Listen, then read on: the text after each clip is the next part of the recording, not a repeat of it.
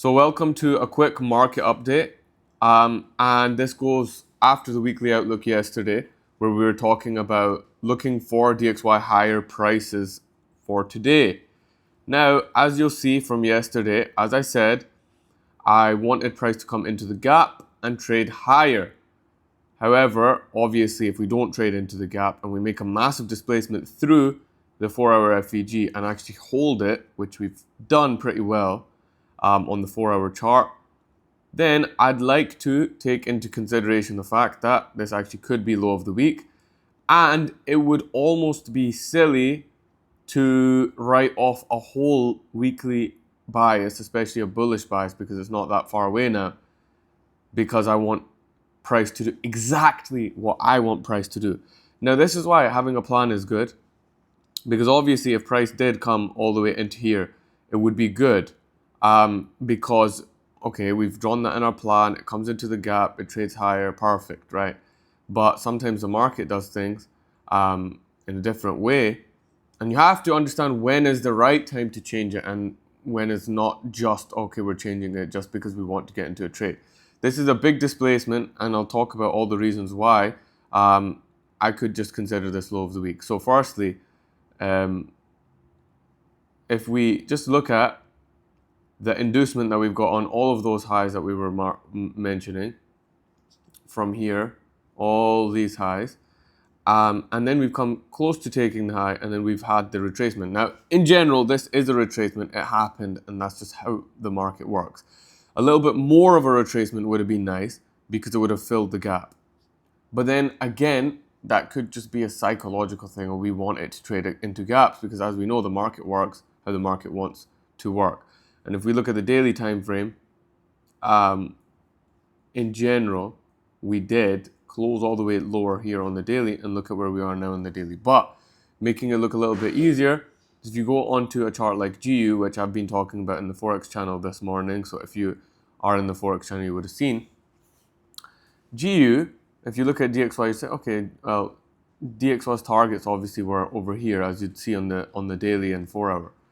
GU on the 4-hour makes it more obvious to me that this is actually a good low of the week on DXY, because on GU, we actually did take out the gaps over here, as you can see, but we also swept this high, as you can see over here, we swept that high, we did not close above it, and then we completely disrespected that bullish move, right? So we traded right through the 4-hour fair value gap. This is a big 4-hour displacement. So on GU, I could be considering this as a potential high of the week scenario. And if it is high of the week scenario, then obviously I'd be looking at this being low of the week on DXY. And if they both hit the target, then that is a swing. Now, where would I be targeting on GU? Simply these lows over here. Obviously, we could say, okay, well, what if GU only hits these lows due to DXY being very bullish, and DXY hits these highs first? That's just something that I would have to consider then. However, if I then go back to GU and we look at the daily time frame, I don't see why GU would simply take this low and not continue lower from there, regardless of wherever DXY is, because of all the things pointing towards on the weekly. The weekly candle looks like this is a good chance for the weekly to have already made the high of the week wick and flip bearish for the rest of the week. And indications are all the other weekly candles, like for example, this weekly candle, where we'd obviously taken so much liquidity over here and then flipped bearish, and then the next weekly candle flipped bearish as well. This weekly candle, which was last weekly candle, we made a high, and we did not take out this high. And this weekly candle, if we look at the daily, as you can see, and the 4-hour, now we have a bit better picture of what's actually going on.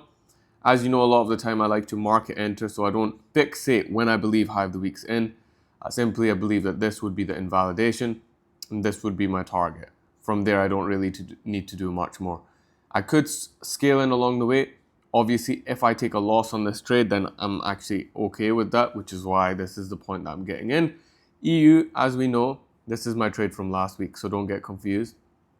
I've only got it in because I'm going to be doing the breakdown in a bit.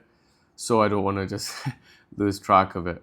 But yeah, EU, as you can see, like obviously very bearish, but targets are very close. I mean, obviously we could be aiming for this target as well, but they are very close. The GU makes it a little bit easier to actually frame the move, which is why I'd be taking on GU.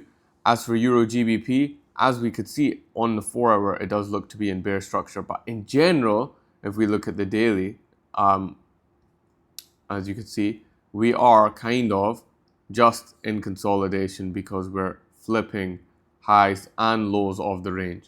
So any small retracement in here would make GU actually bearish, and any continuation over here would make EU bearish. So either way, I think they both have a decent chance of actually, like, if Euro GBP comes for these highs, then obviously GU will be more bearish. So I think this is just a consolidation on EG, and I think that we'll get a good shot of both during the whole time frame of this trade. So this is kind of what I'd be looking at. And I would say, obviously, the gap that we're looking at, okay, cool, yes, there still is the gap. If it is to come all the way down here, that would probably invalidate my trade depending on where EG is as well at the time. And I'm happy to take that risk due to the nature of the displacement that we've had this morning. So I hope you guys have had your questions answered from this outlook.